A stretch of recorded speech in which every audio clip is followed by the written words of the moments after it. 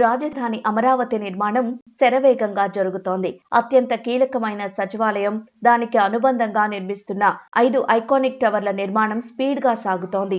ఇందులోని HOD tower 3 corner node అమర్చే పనులను మంత్రి నారాయణ బుధవారం ప్రారంభించారు.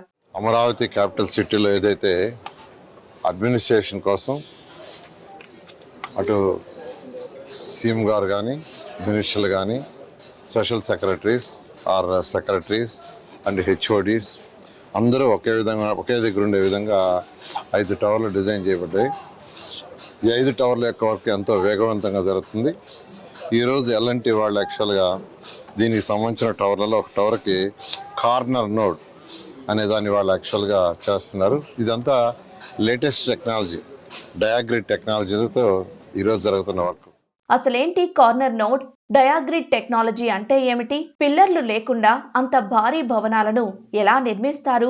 దీని గురించి తెలుసుకోవడానికి ముందు ఈ టెక్నాలజీతో నిర్మించిన ప్రపంచ ప్రఖ్యాత భవనాలను ఓసారి చూద్దాం. లండన్లోని ది గెర్కిన్, సౌదీ రాజధాని అబుదాబిలో 18 డిగ్రీలు వంగి ఉండే క్యాపిటల్ గేట్ బిల్డింగ్, న్యూయార్క్లోని హేస్ట్ టవర్, ఇలాంటి ఎత్తైన భవనాలను డయాగ్రిడ్ టెక్నాలజీతోనే నిర్మించారు. సాధారణంగా భవనాలకు లోపల పిల్లర్లు ఉంటాయి, కానీ ఈ టవర్లకు బయట ఉండే స్టీల్ ఫ్రేమే ఆధారం. ఈ ఫ్రేమ్స్ అన్నీ కలిసే కీలకమైన జంక్షనే ఈ కార్నర్ నోడ్.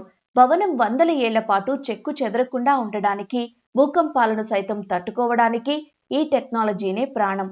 అంతేకాదు, సంప్రదాయ పద్ధతిలో పిల్లర్లను, బీమ్స్ ను సైట్లోనే నిర్మిస్తారు. కానీ ఇక్కడ భవనం మూలలను ఫ్యాక్టరీలోనే తయారు చేస్తారు.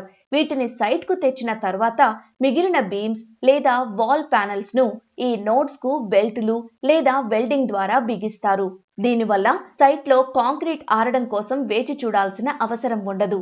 ఫజిల్ ముక్కలను కలిపినట్లు భవనాన్ని త్వరగా పూర్తి చేయవచ్చు.